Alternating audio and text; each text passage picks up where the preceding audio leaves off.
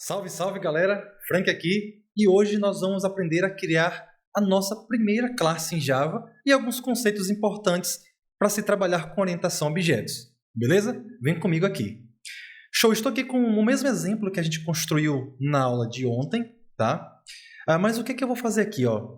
Já que a intenção é a gente criar a nossa primeira classe, eu vou criar um outro arquivo, tá? E esse outro arquivo vai representar a nossa classe, beleza? Então, aqui dentro dessa pastinha src, eu vou clicar com o botão direito, clicar em New File e vou colocar aqui, por exemplo, user.java, beleza? Quando dá Enter aqui, ó, ele já vai criar o arquivo e ele já vai me sugerir aqui se eu quero uma classe, interface, etc. Enfim, eu quero uma classe.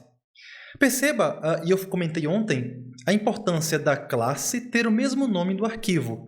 Se a gente fazer uma classe com o nome do arquivo diferente, vai dar problema, tá? Ele não vai aceitar. Então, o nome do arquivo tem que ser o nome da classe. Uma outra coisa é que as classes no Java não são muito diferentes do JavaScript, né? Lá no JavaScript a gente escreve class, user, assim. No TypeScript da mesma maneira. A única coisinha a mais que tem aqui no Java é esse tal de public aqui, mas que é o que a gente vai aprendendo ao decorrer do curso, tá? Mas é public, class e user, tá? Uma classe pública.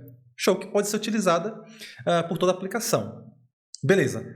Temos aqui a nossa classe user. Um outro detalhe muito importante é que toda classe, quando o nome é composto, né? Então ele deve seguir aquele padrão camel case, né? Que é tipo assim, ó, minha classe. Sempre a próxima palavra tem que iniciar com a letra maiúscula, né? Então, esse é o padrão camel case, tá? Então, coloca aqui user. Lembra que na orientação a objetos, qual é o principal conceito, né? O principal conceito da orientação a objetos é com que a gente consiga trazer para dentro do computacional problemas da vida real. E os objetos, que a gente chama de orientação a objetos, né? Esses objetos, aqui na orientação a objetos, representam coisas da vida real, coisas do mundo real, tá? Então, um user, um usuário. Car representa uma classe de objetos de carro. Então, as classes são representações de algo do mundo real. E elas vão nos ajudar a criar os nossos objetos que representam esse algo do mundo real. E se elas representam algo do mundo real, elas devem ter duas coisas. A primeira é características, tá? Que essa tal coisa do mundo real deve ter, que aqui no problema computacional, né? Aqui no mundo computacional, nós chamamos de atributos. E essa coisa do mundo real, além de ter essas características, eles devem ter também comportamentos. Por exemplo, um carro, ele tem características como cor, como marca, ano de fabricação, são características do carro. E ele também tem comportamentos. Por exemplo, um carro anda, um carro buzina, um carro freia, um carro acelera. E isso a gente vai trazer aqui também para o mundo computacional com as classes, né? Já que elas representam esse algo do mundo real. Então, por exemplo, se eu tenho essa classe aqui, user, que representa algo do mundo real, um usuário, uma pessoa, eu posso dizer que essa pessoa tem características, que são atributos aqui, que chamamos de atributos aqui na orientação a objetos. Como é que eu crio aqui os meus atributos, as minhas características, né? Eu posso formar aqui logo no início da classe quais são as características que um usuário deve ter. Por exemplo, age, a idade. Eu quero que ele tenha também a altura, né? Quero também o nome dele e quero também o endereço. Beleza, então para mim, um usuário, ele deve ter essas características. Ele deve ter uma idade, uma altura, um nome e um endereço. Perceba que aqui tem algum problema, tá? E qual é o problema? Nós temos que informar quais são os tipos desses dados aqui, tá? Desses atributos. Então, por exemplo, idade. Qual é o tipo de idade? Vai ser do tipo inteiro. E altura? Qual o tipo que eu quero receber em altura? Eu quero double, porque uma altura pode ser, por exemplo, 1,85 metros de altura. E o nome? Qual o tipo do nome? O nome é um string, tá? E o endereço? O endereço também, um string, correto? Perceba que agora ele parou o erro, né? Então, os nossos atributos, eles devem ter também os tipos com que aqueles atributos devem saber trabalhar, beleza? Show de bola. Então, agora nós temos as nossas características de um usuário, né? Ele deve ter uma idade, uma altura, um nome e um endereço. Aí eu falei também que esse usuário, ou essas classes, ou essas coisas do mundo real, têm comportamentos também. Como eu falei, por exemplo, o exemplo do carro, o carro anda. Tá? Eu posso também criar comportamentos para um usuário. Quais são os comportamentos de um usuário, de uma pessoa? Por exemplo, eu posso dizer que a altura do usuário pode ser aumentada, ele pode crescer. Tá? Não sei, é uma característica, é um comportamento. Um comportamento que, ao decorrer que essa pessoa vai envelhecendo, ela geralmente vai aumentando de estatura, vai aumentando a sua altura. Então, eu poderia, por exemplo, criar aqui uma função, um método, né? Método, função, que corresponde a um comportamento, tá? Da vida real. Eu vou colocar aqui, ó, void. Eu vou dar um nome aqui, grow up, né? Beleza. E aqui eu vou fazer o seguinte, eu vou fazer algumas considerações aqui, tá? Todo método Java, né, que representa algum comportamento, né, de algo dessa classe aqui do usuário, no caso aqui grow up, né, ele vai aumentar a altura dessa pessoa. Ele é composto por o nome do método, e antes do nome do método, nós temos aqui um detalhe aqui, tá? Que é, primeiro, qual o tipo de retorno, tá? Qual o tipo de retorno que esse método vai me trazer? Quando eu utilizar esse método, ele vai me retornar o quê?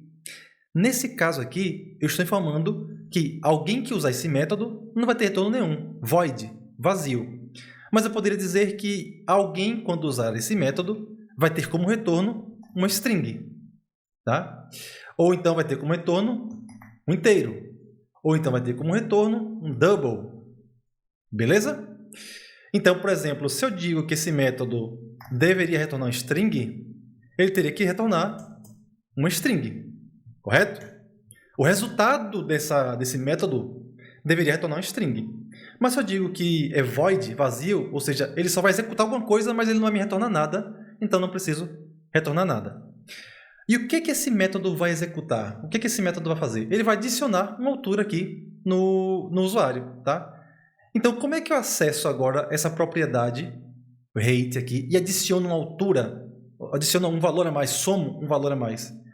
Para me acessar aqui esse atributo, eu posso usar simplesmente o nome dele aqui, ó, height. Aí eu vou botar aqui, ó, ele é mais, igual, e eu boto aqui, por exemplo, 10.0. Que simbolizaria, vamos supor aqui, 10 centímetros, tá? Vamos supor assim. Então, toda vez que alguém chamar esse método growUp, a altura dessa pessoa vai aumentar em 10 centímetros, vamos supor assim. Beleza? Ô Frank, lá no JavaScript, no TypeScript, a gente usava um tal de this para poder utilizar, para poder chamar esses atributos. Aqui no Java também existe esse this? Existe, e eu poderia inclusive colocar aqui, ó, this.height, porque eu estou dizendo, olha, pegue o atributo height this, da classe aqui, dessa classe. Quem é this? This é a classe. Então, na classe, pegue o atributo height. Mas por que sem aqui funcionou, Frank? Porque isso aqui a gente vai entender um pouquinho mais à frente, tá? O porquê que funcionou aqui desse modo sem o this. Mas aqui eu vou deixar o this só para vocês ficarem mais familiar, tá? E aqui, então, eu tenho uma classe usuário, que representa no mundo real um usuário. Tenho as suas características de um usuário, então, idade, altura, nome e endereço. Tenho aqui um método, tá? Esse método aqui, ele tem alguma ação, né? Que é de aumentar a altura, e ele representa um comportamento que um usuário pode ter, tá? Eu falei também que, por exemplo, nós podemos colocar aqui e devemos tipar o retorno dessa função. Eu não sei se você se lembra, mas, por exemplo, no TypeScript, esse retorno aqui que a gente tipa aqui, no TypeScript ele era aqui, ó. A gente fazia 2 pontos, void. Porém, no Java é aqui na frente, tá?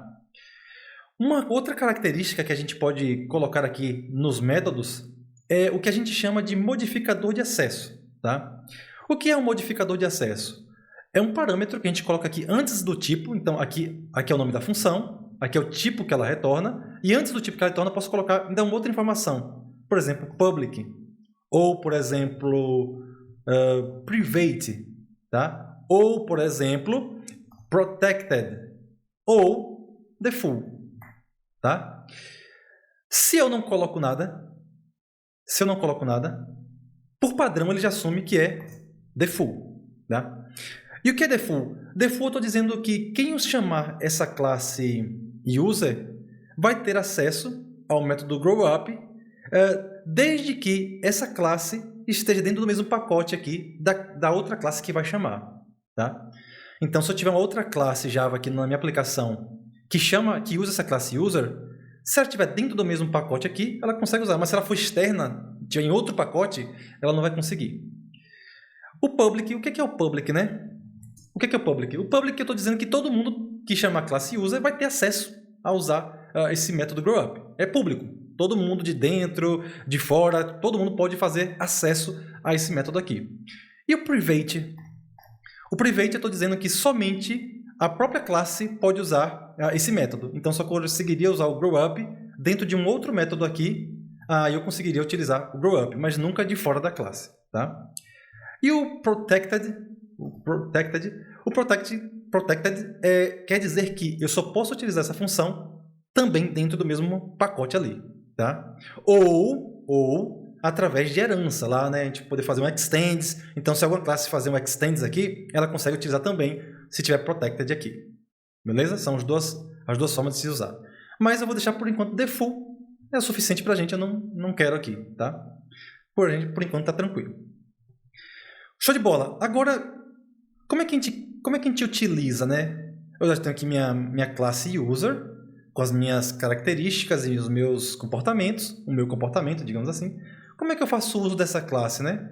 Para fazer o uso, galera, eu vou voltar aqui nesse app, tá? Eu vou apagar esse código aqui da aula anterior. E agora, galera, eu preciso fazer o quê? Eu preciso criar uma instância daquela classe. Como é que eu crio uma instância dessa classe, né? Por exemplo, eu vou criar aqui, ó, Frank, que seria uma variável, né? Só que ele está dizendo, beleza, Frank é uma variável, mas você esqueceu de formar o tipo de Frank. Se é um string, se é um int, tá? Você esqueceu de informar.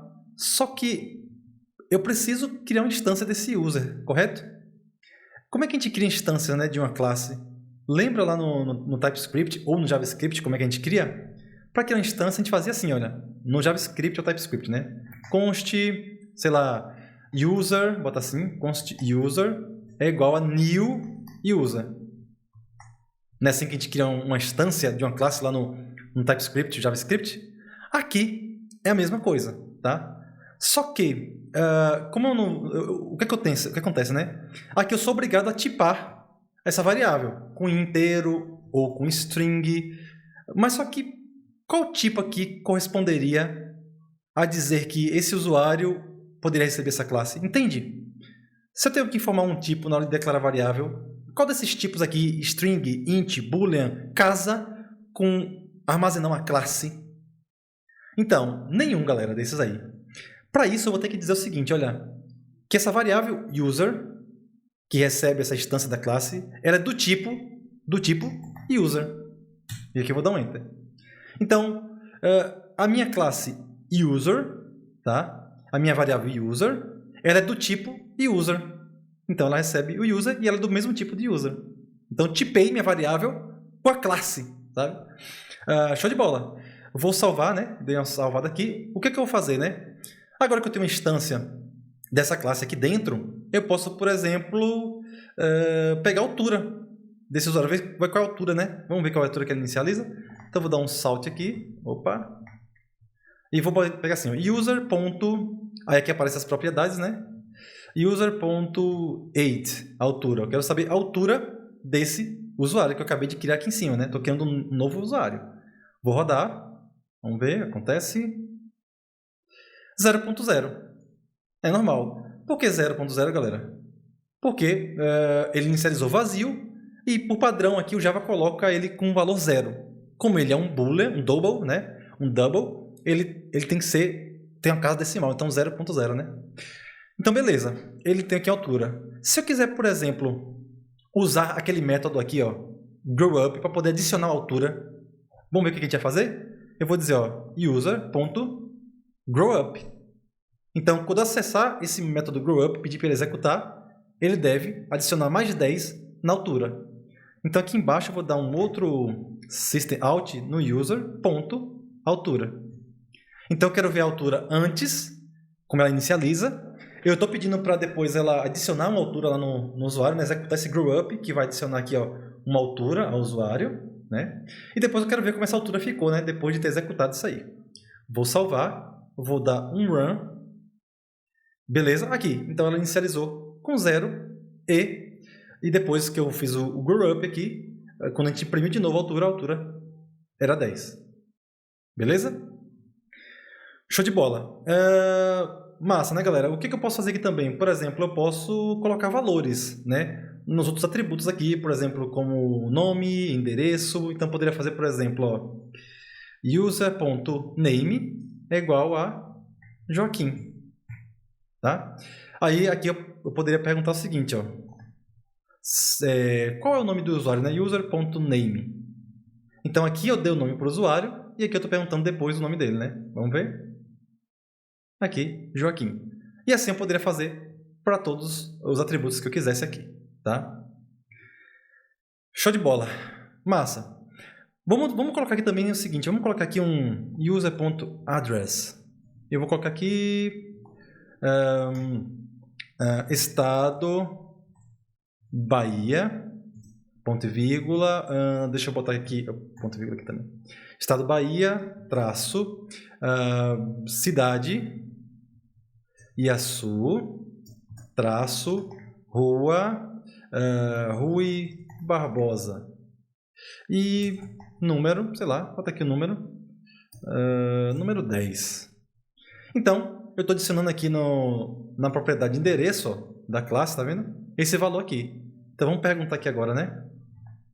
Vou perguntar aqui qual é o user.address. Salvei. Vou executar aqui nossa classe. Então, aqui, ele exibiu a altura do usuário, o nome do usuário e o seu endereço. Só que, galera, vamos lá, né? Nós temos um pequeno problema aqui para a gente resolver. Ficou estranho isso aqui, né, galera? Eu tenho que armazenar tudo no mesmo atributo. Correto? Poxa, então, como é que eu faço para me pegar agora só o estado? Eu sou sempre obrigado, toda vez que eu chamar o user address, eu recebi toda essa string aqui completa, mas às vezes eu só queria saber o número, ou queria pegar só a rua, ou queria pegar só a cidade. Ficou meio estranho isso aqui, né, galera? Me parece, e se a gente for começar a fazer uma análise, que esse address poderia, por exemplo, ser uma outra classe que tenha seus próprios atributos, seus próprios valores, do que eu ter uma string que armazena tudo de vez. Como é que a gente poderia fazer isso aqui, galera? Vamos fazer o seguinte, eu vou transformar esse address aqui em uma classe. Então, eu vou criar aqui, ó, new file, e aí, address.java. Eu vou criar uma classe. Eu vou criar aqui as minhas características de um endereço. Quais são as características de um endereço? Eu vou dizer que ele tem um string state, o estado, né? Um string city, um string district, distrito, um string street, né? O nome da rua, e um int, que é um number, pode ser o número da casa. Então, essas aqui são as características de um endereço, tá? Então, estou criando uma classe endereço que tem essas características. E quais são os comportamentos de um endereço, Frank? Eu não vou colocar aqui nenhum. Para mim, esse aqui é o suficiente, tá? Trabalhar só com as características. Agora, o que eu vou fazer? Eu vou dizer, galera, aqui na minha classe de usuário, que esse address, ele não é mais um string. Eu vou dizer que esse address, o tipo dele é a classe address. Entende?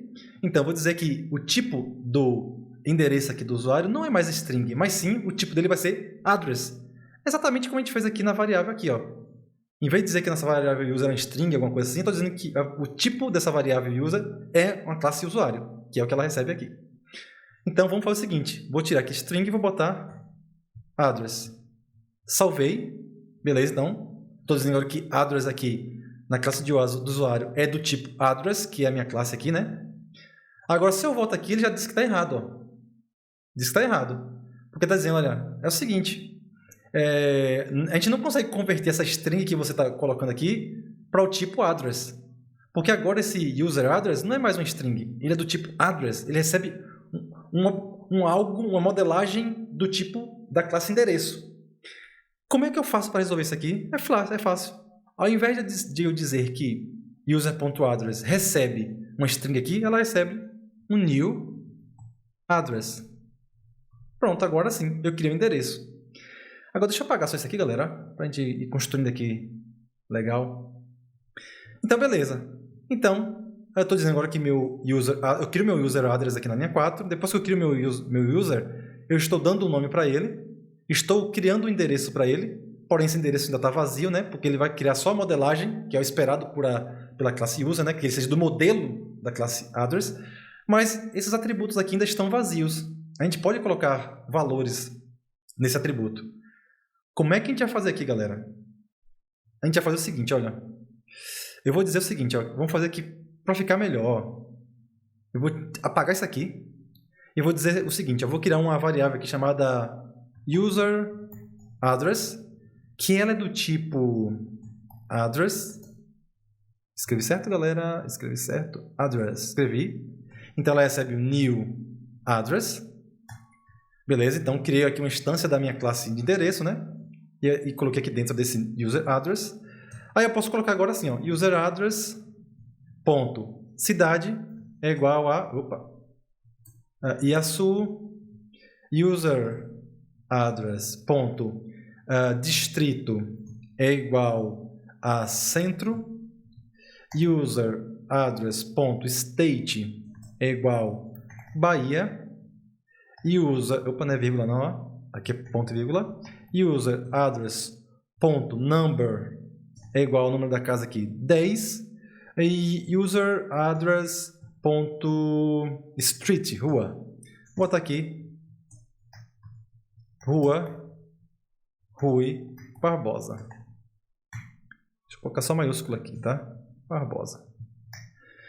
Show! Então, eu criei uma instância da minha classe endereço, coloquei os devidos valores, né, dessa classe.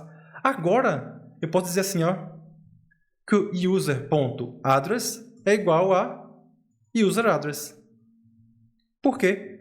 Porque userAddress é exatamente uma instância aqui, ó, da classe address, endereço. Então, agora eu posso fazer, por exemplo, ó, salt e user.address. Vamos executar aqui para a gente ver o que acontece. Run. A princípio, ele veio isso aqui, tá? A gente vai entender um pouquinho mais à frente do porquê que ele vem isso aqui, mas eu posso acessar, por exemplo, o valor aqui dentro, .address.city. Então, eu quero acessar do usuário que eu criei lá em cima, ó, o endereço, a cidade do endereço dele. Vamos rodar. Ah lá, Iaçu. Do usuário que eu criei, ó, aqui em cima, que eu atribuo o endereço dele aqui, né, o address, eu quero pegar o state dele. Perceba, galera, como ficou melhor, né? Bahia. Se fosse uma string como era antigamente, como é que eu ia conseguir acessar assim os valores? Ia ser muito mais complicado, ia ser difícil. Mas, fazendo isso aqui, atribuindo como tipo daquele atributo address uma classe que tem seus próprios atributos, né? Tem sua própria característica, eu consigo compor classes. E aqui está revelado o que a gente fez. O nome desse algo técnico que a gente fez aqui é composição de classes. Então, eu usei classes que compõem outras classes. Tá? Então, o nome técnico para essa ação que a gente tomou aqui agora é composição de classes. Beleza? Aqui eu posso acessar, por exemplo, sei lá, eu quero ver o number. Vamos ver o number. Então, tá lá. Ah, eu quero criar um outro usuário. Tá? Então, sei lá, user é igual a, sei lá, vou botar aqui Xablau. É o nome do meu usuário, né? Novo. Então, digo new user. Aí eu dou um Xablau aqui, ponto name é igual a Frank Rocha. Xablau, aí eu vou criar um novo endereço, né, para esse usuário, né? Xablau. Então, address, endereço Xablau é igual a new address. Aí eu posso colocar aqui que endereço xablau.city é igual Salvador. Eu não vou colocar os outros só para a gente não perder tempo. Então, eu criei agora um outro usuário que tem um endereço diferente do usuário aqui de cima. Aí aqui eu posso fazer o seguinte, ó. Eu posso ver aqui embaixo, ó, fazer o seguinte. Salt user.address.city E vou dar um outro salto aqui, que é chablau.address.city. Porque eu quero ver a cidade tanto do usuário que a gente criou aqui em cima, Joaquim, quanto do usuário Chablau que a gente criou aqui embaixo. Vocês percebem que eu posso ir compondo os meus objetos, criando os meus objetos. Porque a classe nada mais é do que uma fábrica de objetos. Então, vou rodar aqui meu código. Aqui teve um pequeno problema. Deixa eu ver aqui. Ah, tá. É porque aqui, ó... Andereco... Ah, tá. Óbvio, né, galera? Faltou o seguinte, ó. Faltou eu atribuir o endereço que a gente criou aqui, ó, para o usuário Chablau, né? Então, aqui, ó, chablau.address é igual a endereço Chablau. A gente esqueceu de atribuir, né? Então, ele ainda não tinha esse endereço. Agora, vamos executar. Beleza. Um mora em Iaçu e outro mora em Salvador. Eu ainda posso colocar aqui, ó. Concatenar aqui, ó, e fazer, por exemplo, dar um espaço. E posso botar aqui user.name mais, e eu vou pegar aqui, ó, vou dar um Ctrl C aqui e só vou ajustar ali. E aqui é chablau.name. Então, eu quero imprimir o nome do usuário e a cidade que ele mora, né? Então, deixa eu colocar aqui, ó, dois pontos. Vamos ver? Vamos imprimir. Olha lá, Joaquim em Iaçu, Frank Rocha em Salvador. Beleza? Show de bola, galera! Então, é isso aí. Até o próximo capítulo. Belezura?